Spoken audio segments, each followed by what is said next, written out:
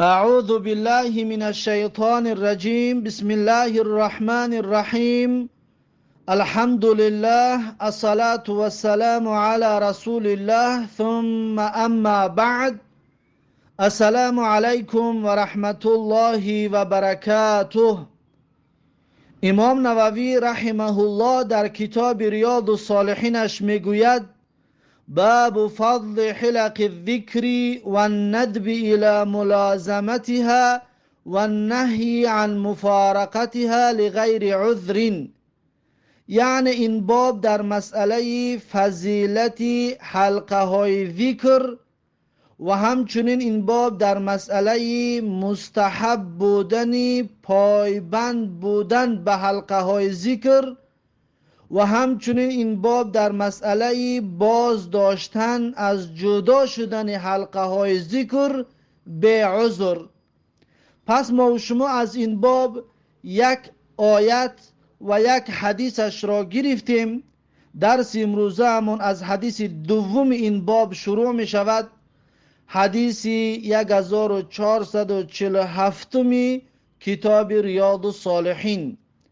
امام نووی رحمه الله در زیر حدیث 1447 کتاب ریاض الصالحینش میگوید: و عنه، یعنی از ابو هریره رضی الله عنه روایت است، و عن ابی سعید رضی الله عنهما قال، و همچنین از ابو سعید رضی الله عنهما روایت است که گفتند، یعنی هم ابو هریره و هم ابو سعید رضی الله عنهما هر دویشان میگویند که قال رسول الله صلی الله علیه و سلم، رسول الله صلی الله علیه و سلم فرمودند: لا يقعد قوم يذكرون الله عز وجل الا حفتهم الملائكه. میگوید هر گروهی که می نشینند و ذکر الله جل جلاله را میکنند، در اطرافشان جمع می شوند ملائکه ها. هر گروه، هر قوم در هر جای می نشینند و اونها یاد الله را میکنند، میگوید ملائکه ها در اطراف اینها جمع می شوند.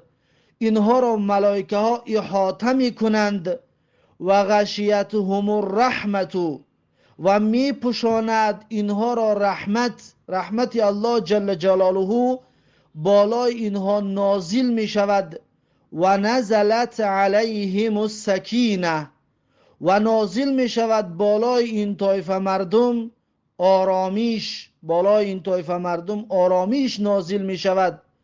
و ذکرهم الله فی من عنده، و الله جل جلاله یاد میکند این مردم را در نزد اون ملائکه هایی که نزد الله جل جلاله هستند. یعنی الله سبحانه و تعالی این طایفه مردمی که به یاد الله می نشینند، الله سبحانه و تعالی اینها را در نزد ملائکه های مقربش یاد میکند. رواه مسلم، این حدیث را امام مسلم رحمه الله روایت کردگی است. این بود حدیث 1447 کتاب ریاض الصالحین درباره فضیلت حلقه های ذکر. حتما حلقه های ذکر نه با طریق صوفیا که جمع شدند و با یک آواز ذکر کردن، نه، اون از سلف صالح ثابت نیست، بلکه حلقه های ذکر باید طبق شرعی باشد و مردم بنشینند یاد الله بکنند و پند و نصیحت شود، تدریس و تعلیم شود و یاد قیامت شود، ذکر قیامت شود، ذکر جنت و دوزخ شود و ذکر مخلوقات الهی آسمان و زمین برای عبرت بیان شود. اینها همه ذکر هستند. اینها همه هر لحظه را که برای فکر کردن و اندیشه کردن و گفتگو کردن در این مسئله ها صرف می شود، همچون عبادت حسابیده می شود. بعد از این امام نووی رحمه الله حدیث 1448 کتاب ریاض الصالحین را آورده میگوید که وعن ابي واقد الحارث بن عوف رضی الله عنه، یعنی در زیر حدیث 1448 کتاب ریاض الصالحین امام نووی رحمه الله میگوید از ابو واقد الحارث بن عوف رضی الله عنه روایت است که ان رسول الله صلی الله علیه و سلم، میگوید هر آینه رسول الله صلی الله علیه و سلم بینما هو جالس فی المسجد، زمانی که میگه رسول الله صلی الله علیه و سلم در مسجد نشسته بودند، و الناس معه، و مردم میگویند همراه پیغمبر صلی الله علیه و سلم همچنین بودند، یعنی رسول الله صلی الله علیه و سلم با اصحاب یک جایه در مسجد نشسته بودند. اذ اقبل ثلاثه نفرین، ناگهان میگه 3 نفر آمدند. در هنگامی که رسول الله با اصحاب در مسجد نشسته بودند، ناگهان میگه 3 نفر آمدند. فاقبل اثنان الى رسول الله صلی الله علیه و سلم، پس روی آوردن آمدن میگه 2 نفرشان نزد رسول الله صلی الله علیه و سلم. یعنی این 3 نفری که آمد وقتی که رسول الله را دیدن در مجلس، وقتی رسول الله را دیدن با اصحاب نشسته است، از این 3 نفر میگوید 2 نفرش نزد رسول الله آمدند. و ذهب واحد، و رفت یک تاشون برگشتند، یعنی یک تاشون نزد رسول الله و در این مجلس همراه نشدند. فوقف علی رسول الله صلی الله علیه و سلم، پس این 2 نفری که نزد رسول الله آمده بودند پس نزدیک شدند به رسول الله صلی الله علیه و سلم، پس نزدیک شدند در مجلس رسول الله صلی الله علیه و سلم.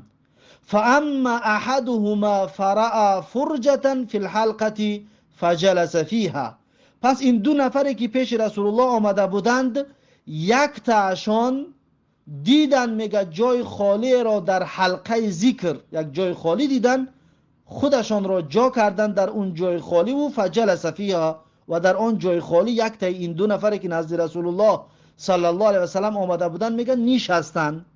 و اما الاخر فجلس خلفهم، اما یک تا دیگر از این 2 نفره میگه در پشت سر رسول الله و اصحاب رسول الله نشستن، یعنی که در مجلس ندار آمدند و بلکه در پشت مردم یک تاش نشستن.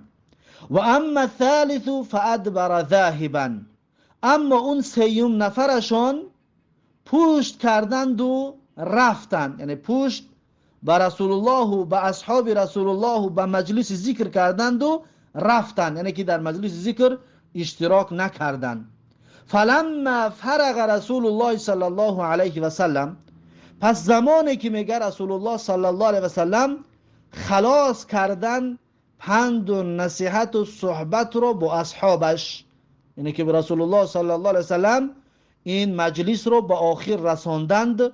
قال، بعد از مجلس، بعد از پند و نصیحت و یاد و ذکر الله، رسول الله صلی الله علیه و سلم میگه گفتن که الا اخبركم عن النفر الثلاثه، گفتن آیا خبر بدهم شما را درباره حال 3 نفر، این 3 نفری که حالا در حالت صحبت کردن بودیم آمدن، آیا میخواهید شما که من در یعنی حال اینها را برای شما بیان بکنم؟ اما احدهم، رسول الله صلی الله علیه و سلم گفتن اما یک تا این 3 نفره فاوا الی الله، یعنی پناه آورد به الله جل جلاله، فاواه الله الیه، پس الله سبحانه و تعالی جای داد این انسان را، یعنی این انسان پناه آورد به الله، الله جل جلاله این انسان را جای داد که یک جای خالی در بین مجلس بود، این 3 نفره یک تاش آمد در اون مجلس نشست. و اما الاخر فاستحیا، اما گفت 2 نفر این 3 نفره دویمشان حیا کرد. فاستحی الله منه، الله جل جلاله همچنین میگه از این انسانم حیا کرد، یعنی که بخشیدش، گناهانش را بخشید. این انسان حیا کرد، بالای مردم مزاحمت ایجاد نکرد، بالای مردم قدم نگذاشت، در پشت سر مردم که نشست.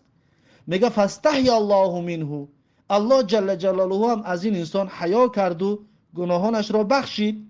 و اما الاخر فاعرض و اعرض الله عنه، اما اون سیومش، یعنی اون سه نفره آمدگی را سیومشون، سیوم نفرشون، فاعرض، پس روی گردانیدند، پس روی گردانید از اصحاب رسول الله، از این مجلس ذکر رو.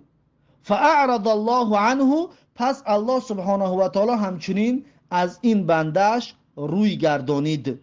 یعنی که الله سبحانه و تعالی برای این بندش جان نداد. الله سبحانه و تعالی برای این بندش، یعنی الله روی گردانید از این بنده سیومی که آمد در مجلس رسول الله ننشست و رفت. یعنی چی طور الله روی گردانید؟ یعنی الله توفیقش نداد که در اینجا قرار بگیرد، بیستد.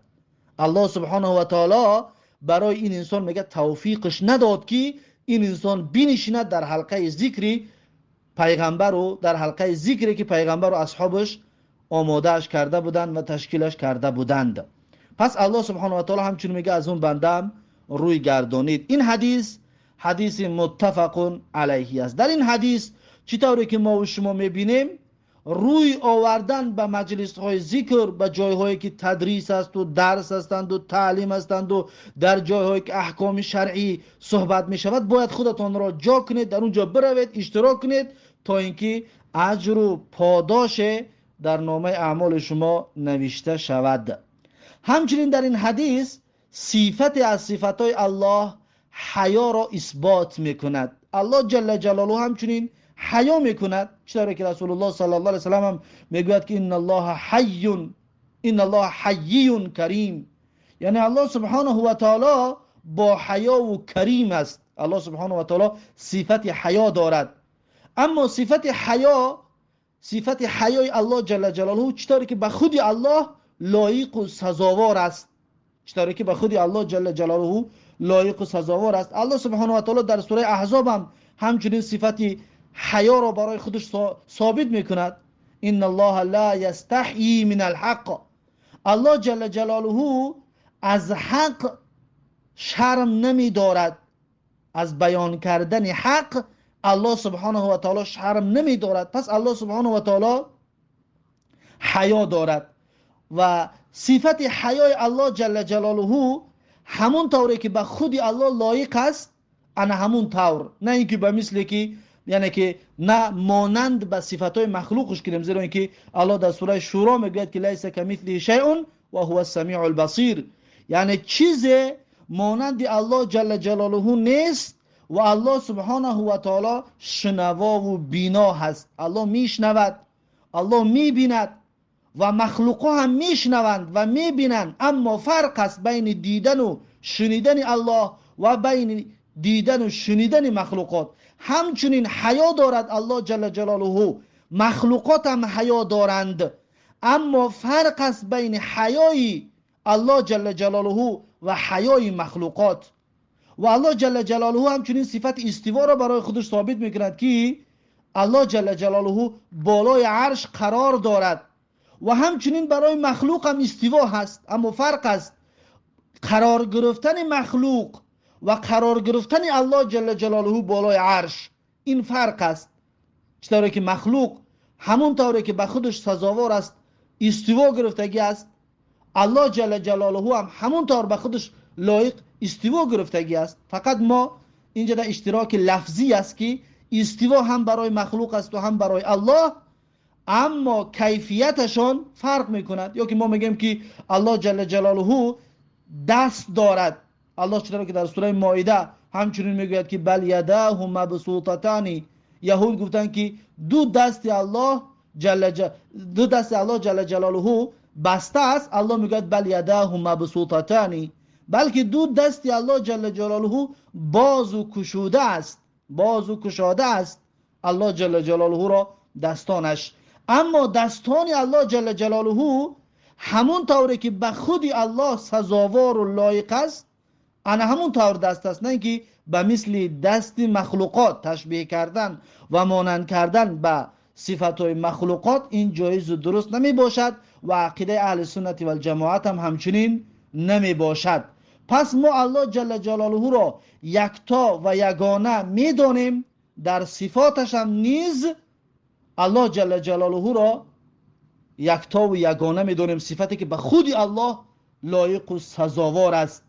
خودی الله جل جلاله در همون صفاتایی که لایق و سزاوار است انا همون صفات ثابت کرده می شود، و اما لفظهایش این مشترک است که مثلا دست داشتن الله جل جلاله از دست داشتن مخلوقات فرق می کند. پس این است اعتقاد اهل سنتی و الجماعه.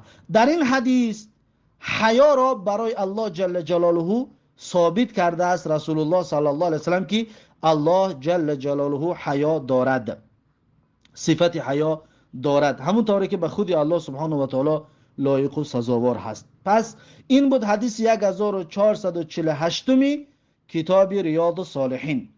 بعد از این حدیث 1449 کتاب ریاض الصالحین، امام نووی رحمه الله در زیر حدیث 1449 کتاب ریاض الصالحینش میگوید: وعن ابی سعید الخدری رضی الله عنه قال، یعنی از ابو سعید خدری رضی الله عنه روایت است که گفت: خرج معاویه رضی الله عنه على حلقه فی المسجد. میگه برآمد حضرت معاویه رضی الله عنه نزد گروهی که حلقه که در مسجد بودند، گروهی از مردم حلقه زده با ذکر و یاد الله در مسجد جمع شدگی بودند. میگه حضرت معاویه رضی الله عنه نزد اونها رفت. فقال ما اجلسکم، پس میگه حضرت معاویه رضی الله عنه گفت که چی چیز شما را شنانده است در اینجا؟ قالوا جلسنا نذكر الله، پس اون مردمی که در مسجد جمع شده با یاد الله مشغول بودند گفتند که نشستیم و یاد الله میکنیم. قال الله ما اجلسکم الا ذاک، گفتند آیا قسم به الله نشنانده است شما را مگر همین، یعنی که فقط و فقط برای ذکر و یاد الله شما در این مسجد نشسته اید؟ قالوا ما اجلسنا الا ذاک، اصحاب جواب دادند که نشنانده است ما را مگر انا همین یاد الله، یعنی یگان چیزی دیگر، یگان سبب دیگر نیست، فقط به مقصد یاد و ذکر الله ما در اینجا همه جمع آمده نشستیم. قال اما اینی لم استحلفکم تهمتا لکم، حضرت معاویه گفتن که اما هر آینه من قسم ندادم شما را از روی بدبینی هم که شما را بد ببینم. گفتن این قسمی که من برای شما دادم گو برای بدبینی نیست. و ما کان احد بمنزلتی من رسول الله صلی الله علیه و سلم اقل عنه حدیثا منی، و نبود کسی به مثل من نزدیک به رسول الله صلی الله علیه و سلم اقل عنه حدیثا، یعنی که روایت کردگی باشد حدیث را کمتر از رسول الله صلی الله علیه و سلم. یعنی که حضرت معاویه رضی الله عنه از جمله کسانی بود که با رسول الله بسیار نزدیک بود و از رسول الله حدیثای روایت کردگی است. پس این را بیان کرده میگوید که این رسول الله صلی الله علیه و سلم، هر آینه میگه رسول الله صلی الله علیه و سلم خرج علی حلقه من اصحابه فقال، میگه برآمد نزد حلقه گروهی که از اصحابش بودند. پس رسول الله صلی الله علیه و سلم اون گروه را، اون جماعت را گفتند که ما اجلسکم، ای مردم، ای گروه، چی چیز شما را نشانده است اینجا، یعنی برای چی شما در اینجا نشسته اید؟ قالوا جلسنا نذكر الله، اون اصحاب جواب دادند که نشستیم در اینجا یاد الله میکنیم، ذکر الله را میکنیم. و نحمده علی ما هدانا للاسلام، و همچنین حمد و ستایش میکنیم الله سبحانه و تعالی را به خاطر هدایتی که ما را به سوی اسلام هدایت کرد. به سبب هدایتی که برای ما داد ما مسلمان شدیم. الله جل جلاله را حمد و ستایش و تعریف و توصیف میکنیم. و من به علینا، و الله جل جلاله که منت گذاشتگی است این اسلام و ایمان را برای ما پس ما شکر و ستایش الله سبحانه و تعالی را میکنیم.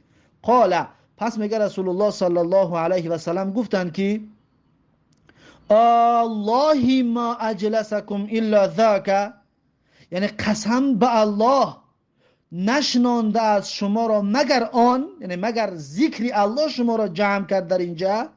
قالو، پس اصحاب جواب دادند که والله ما اجلسنا الا ذاک، گفتن قسم به ذات پاک الله که ما را نشنانده است مگر آن، مگر ذکر الله، یعنی که این جمعیت ما سبب جمع شدنمان، سبب در اینجا نشستنمان فقط و فقط یاد الله و ذکر الله است.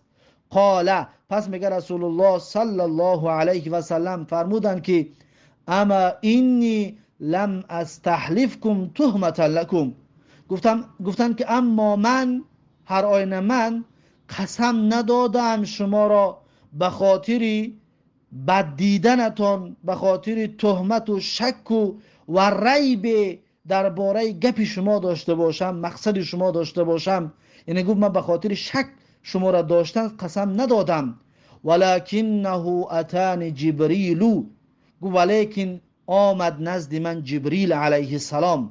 رسول الله صلی الله علیه وسلم میگوید لیکن جبریل علیه السلام نزدم آمد، فاخبرنی ان الله یباهی بكم الملائکه، گفت حضرت جبریل من را خبر داد که الله جل جلاله مباهات میکند به شما در نزد ملائکه هایش، یعنی الله سبحانه و تعالی فخر میکند به شما در نزد ملائکه هایش. الله جل جلاله وقتی که میبیند بنده ها جمع شوند در جای، در مکان یاد الله، ذکر الله را میکنند و نعمت الله را، نعمت های داده الله را شکرگزاری میکنند و اون نعمتی که الله براشون داده است، نعمت ایمان و اسلام، این را برای مردم تبلیغ میکنند، الله جل جلاله ملائکه هاش جمع کرده است و در نزد اونها مباهات میکرده است، یعنی در نزد اونها توصیف میکرده است که ای ملائکه ها ببینید فلان طایفه، فلان گروه از بندگان من در دنیا نشستند و یاد من را میکنند، ذکر من را میکنند. پس الله سبحانه و تعالی فخر میکرده است بر این در نزد ملائکه هایش. رواه مسلم، این حدیث را امام مسلم رحمه الله روایت کرده است. پس این بود آخرین حدیث از باب فضل حلقه های ذکر و مستحب بودن پایبند بودن به حلقه های ذکر. با همین این باب به آخر رسید. باب نو شروع می شود، باب الذکر عند الصباح والمساء، یعنی باب در مسئله ذکر و اورادی که گفته می شود صبحگاه و شامگاه، سحر و بیگاه ذکرهای و اذکار و اورادی که گفته می شوند، باب این باب در مسئله اون صحبت می کند. انشاءالله این باب را درس آینده شروع خواهیم کرد. پس درس امروزه ما را در همینجا به پایان می رسانم تا درس آینده.